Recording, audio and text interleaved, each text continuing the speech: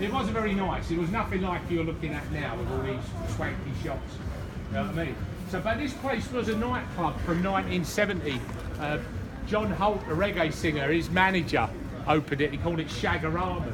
Right? And it's not like Austin Powers. It's like with a CH. John Holt was from Shagarama Bay in Trinidad. So that's why it was named Shagaramas. So it was a gay club. Bowie used to come here in the early 70s. There's a lot of Bowie. The punks were most of them were inspired by Bowie, and a lot of the clubs that turned into punk clubs used to have Bowie nights. You know what I mean? Where all the freaks could come and hang out together. You know, there's a theme developing here.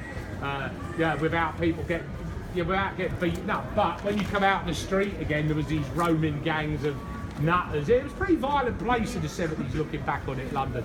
So by 1976, this was a tranny bar. It wasn't doing very well. Punk bands had a reputation that they couldn't play, so even the pub rock venues wouldn't give them gigs. So there was a punk band called Chelsea, singer was Gene October. He was in here one night, apparently, and they were being managed by Andy Szaszowski, who was a McLaren's accountant that we just met at the first Pistols gig. So he said, look, we should do a gig in here, rehearse in here, so they did. Then Chelsea split up. Chelsea basically were Generation X. You got Billy Idol, Tony James, John Tao. They got rid of Gene October, took all his dates over that they had bought to call themselves Generation X.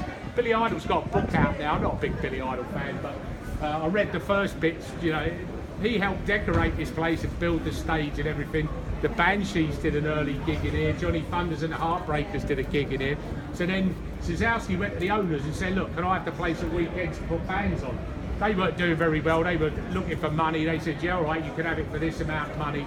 They pawned a really good guitar. Szaszowski and his mate Barry Jones and Susan Carrington. They pawned this expensive guitar to get the money together. It opened on January the 1st, 1977, and the opening night, the Clash played in here.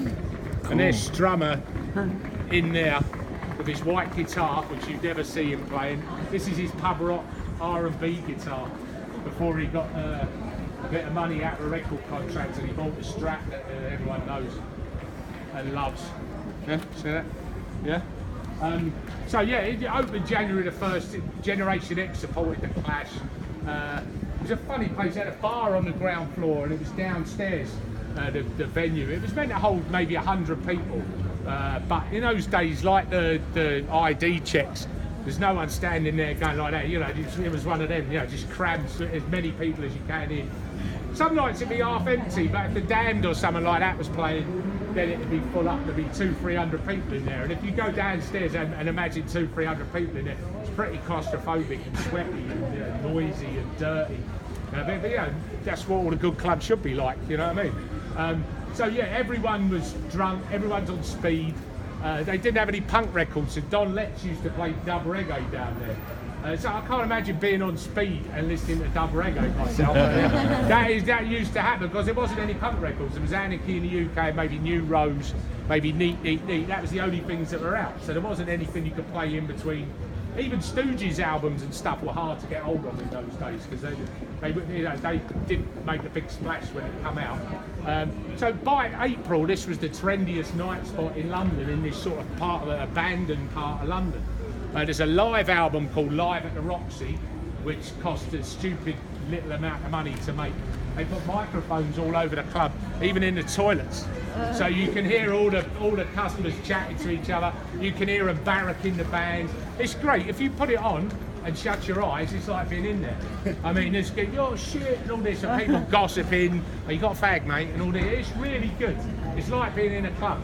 And you've got the Buzzcocks on it, X-Ray Spectre on it, Wire, Johnny Moped, Slaughter and the Dogs. It's really worth getting. You can still get it. And when you get on the cover, there's tons of pictures of the